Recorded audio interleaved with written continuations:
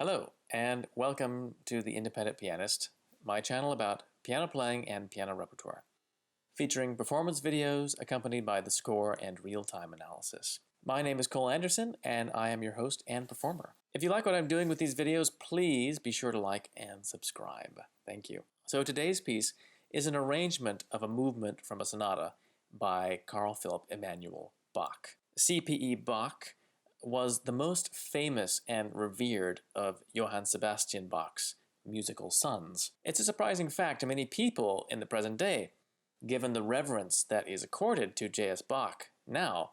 But in the 18th and early 19th centuries, C.P.E. Bach was far more famous as a performer, composer, and theorist than his father was. J.S. Bach was considered kind of a throwback, owing to his interest in arcane and so-called stuffy counterpoint, whereas C.P.E. Bach exemplified the new classical trends of expressive clarity in music, as well as being a striking forerunner in many of his experimental fantasies, looking forward to the 19th century Romantics. His book, called On the True Art of Playing Keyboard Instruments, was regarded as the major keyboard treatise of the late 18th century.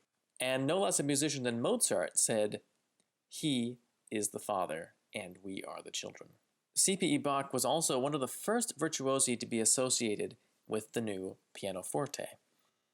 This instrument, with its newly possible dynamic range and pedal effects, especially suited his style of playing, which was renowned for its singing, intensely expressive style. And the piece we have today is a perfect illustration of what his playing must have been like.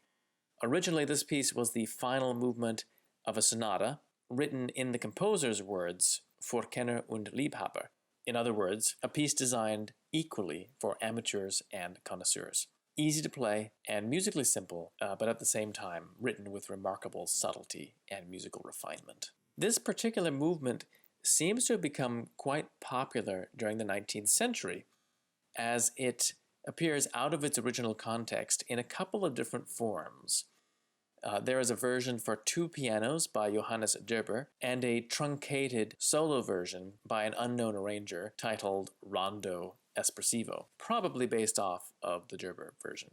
Then, in 1958, the Hungarian-French pianist György Cifra made a recording of the piece for piano solo, also fairly obviously based off of the Gerber arrangement as well. You can check the description box below to find a link to a download of the Gerber score at IMSLP, as well as a PDF of the piece as played by Cifra, available on my website.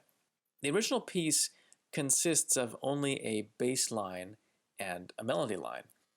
The chromatic bass line was familiar in those days as a symbol of sorrow and loss, while C.P.E. Bach's unforgettable melody soars above this bass line with indescribable pathos and longing. The Gerber arrangement and Cifra's version simply fill out the harmonies and include small additions of grace notes and ornaments, as well as a tenderly wistful counter melody that appears in the tenor and counterpoints C.P.E. Bach's original melody at certain particularly emotional points.